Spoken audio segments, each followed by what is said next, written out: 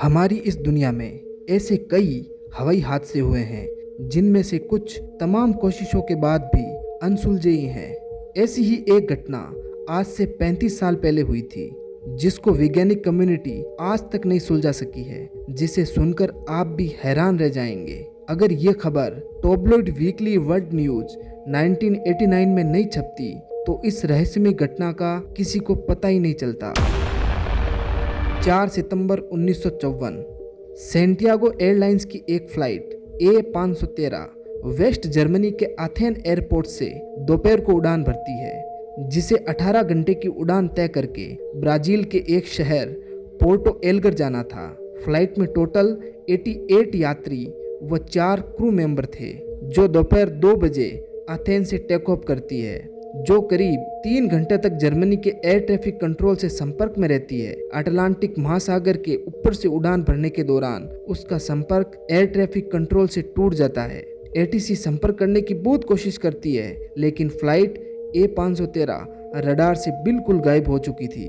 Flight की last location पर बचाव दल जाता है फ्लाइट की खोज में, लेकिन न वो प्लेन मिलता है और न ही प्लेन का मलबा।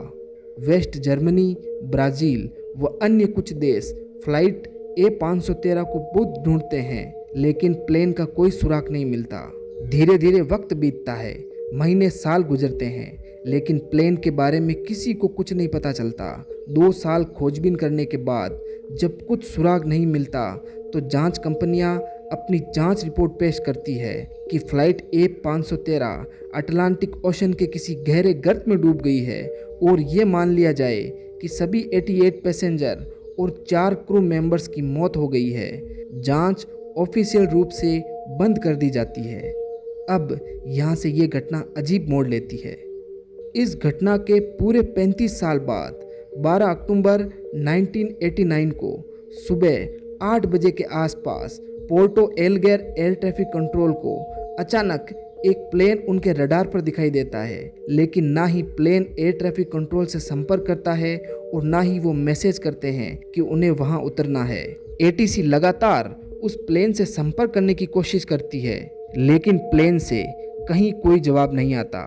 धीरे धीरे वो प्लेन रनवे के करीब आता है, जिससे ATC में हड़कंप मच जाता है कि आखिर ये कौन सी फ्लाइट है जो बिना अनुमति एलगर एयरपोर्ट के रनवे पर उतरना चाहती है। आनन फानन में एक रनवे को खाली करवाया जाता है। प्लेन एक रनवे पर सेफ लैंड करती है। इसके बाद एयरपोर्ट सिक्योरिटी स्टाफ गाड़ी में बैठकर उस फ्लाइट के पास जाते हैं। रिजर्व फोर्स को भी बुलाया जाता है। स्टाफ प्लेन के पास जाकर देखते हैं। देखने पर लगता है कि वो प्लेन बिल्कुल नया है, और दूसरी बात, प्लेन का इंजन अभी तक चालू था। जब प्लेन पर लिखे नाम पर अधिकारियों की नजर पड़ती है तो सब चौंक जाते हैं। इस प्लेन पर सैंटियागो एयरलाइंस लिखा होता है। अधिकारी हैरान थे कि सैंटियागो एयरलाइंस की फ्लाइट यहाँ कैसे हो सकती है, क्योंकि इस सैंटियागो एयरलाइंस को बंद हुए 33 साल हो गए हैं।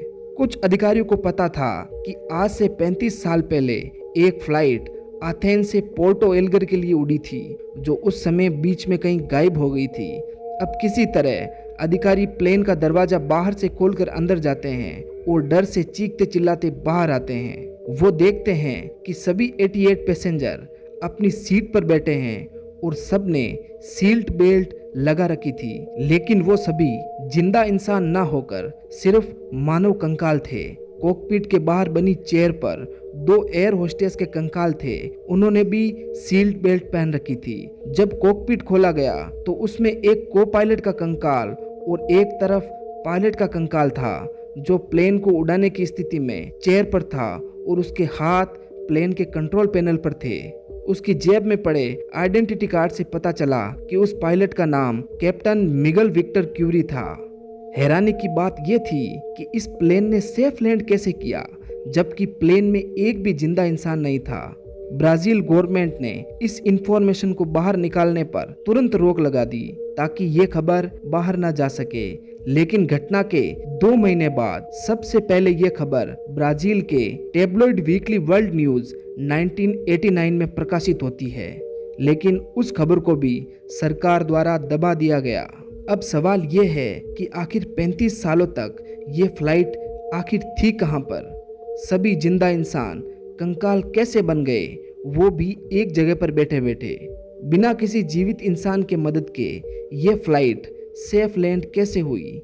ये प्लेन ब्राज़ील के पोर्टो एलगर पर ही लैंड कैसे हुई? और 35 साल होने के बाद भी फ्लाइट का ईंधन खत्म क्यों नहीं हुआ? इस घटना के जवाब को लेकर थ्योरियां तो खूब बनी, लेकिन पुख्ता तौर पर किसी को कुछ भी पता नहीं। आपकी क्या राय है? आखिर ये घटना कैसे घटी? कमेंट करके अपनी राय जरूर दें। वीडियो अच्छी लगी तो प्लीज़ वीडियो को लाइक और चैनल को सब्सक्राइब जरूर करें। वीडियो को लास्ट तक देखने के लिए थैंक यू, धन्यवाद, शुक्रिया। जय हिंद।